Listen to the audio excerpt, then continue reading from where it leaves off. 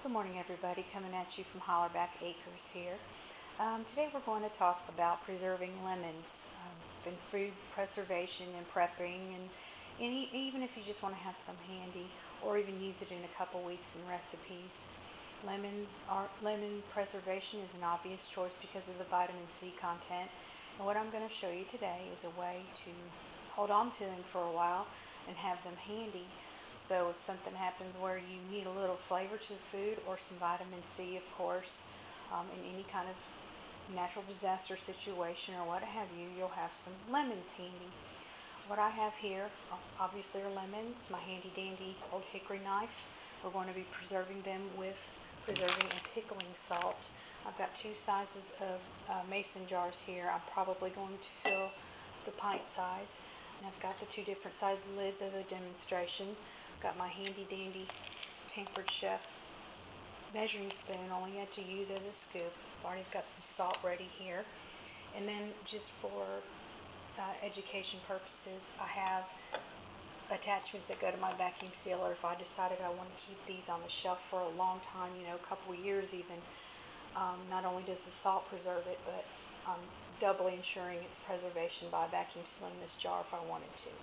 So I will get started and show you how to do this. It's very easy.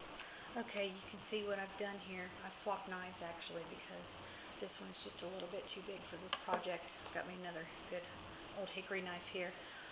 What I've done is I've cut off both tips, but not down to the flesh or the pulpy part, and I've quartered it without going all the way through, so it's still intact. Then what I'm going to do is take my spoon or my hands, just depending on my mood, get plenty of salt in there, like that. Then I'm going to take it, put it down, and smash it as hard as I can with my fist. Or you could probably use the end of something. Get as much juice going as I can out of this thing.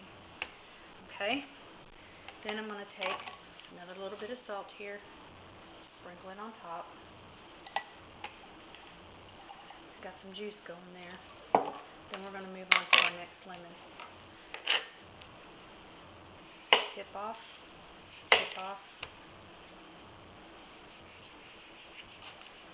almost down.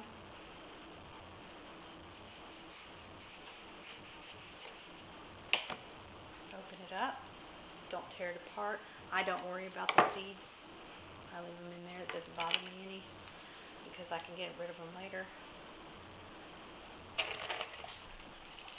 Squash it down. You want to squash it hard enough, you've got to leave them covered in juice. That's the really important part.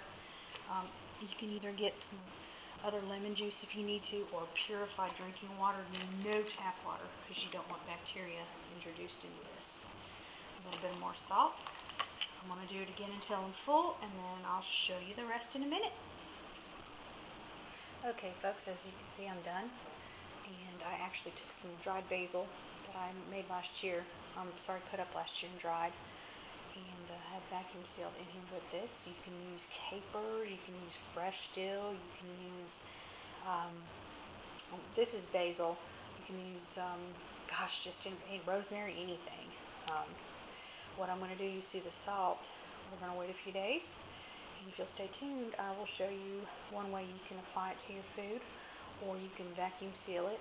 Notice that the liquid goes all the way up. It's probably difficult to see in this video, but if you vacuum seal it, you won't have to worry about that. But I'll come and gently shake it like this at least once a day, and wait a few days, and then we'll show you how I put it on a roast. Stay tuned and watch. Okay, and here you have the lemons. You see I secured them on top of the roast with toothpicks, and you see the basil that was in that mixture we made earlier. Thank you for watching.